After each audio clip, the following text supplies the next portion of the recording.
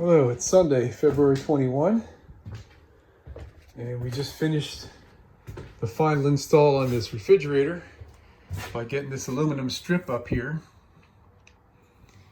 and countersinking these holes in the aluminum, pre-drilling the wood, and yeah, man.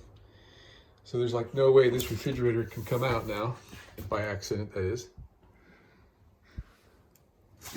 So there's a normal amount of bulge in the refrigerator. So it's actually rubbing on this wood further down in there, around the middle of the refrigerator down here on both sides. We got this side done just this morning. The other side we got done last night. So the way this works is the back side of this refrigerator has, I think it's 4 points, 2 on the top and 2 on the bottom, where I put a piece of 1x2 on the side of the cabinet screwed in with 2 screws on each side, each piece that is, and then a little piece of rubber to give the refrigerator just a little bit of, cush. And so it can't move back, because the back edge of the refrigerator is hitting that little piece of wood back there, and it can't move forward because of these, and it can't move side to side because it's up against this. So I mean, it's locked in there. So that's done. So now we're trying to figure out what to do next. It's probably going to be this cabinet, because we have this finite dimension between here, and that's what we've been shooting for. Yeah.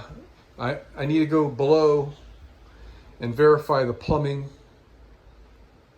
what I'm going to do with the drain plumbing here and the drain plumbing there before I move forward, just to make sure that I haven't forgotten anything that I had in mind, and start building. We're going to have probably 1, 2, 3, 4 pieces of plywood here to separate the left, the right, and the middle. So it's basically like 2 cabinets with a face for the sink cabinet between it. Not exactly sure the method that we're going to use to make this thing, but it's not going to be that big of a deal. It's going to be drawers on the left, drawers on the right, and doors in the middle. So it's basically 2 separate cabinets is all it really is. We do want to have a toe kick down there, so we can get up close to the sink without our toes hitting. And we did not do that back here because it didn't feel like we'd be spending that much time there, and it wasn't worth the effort. But definitely we want to do it here and on the side of the kitchen as well.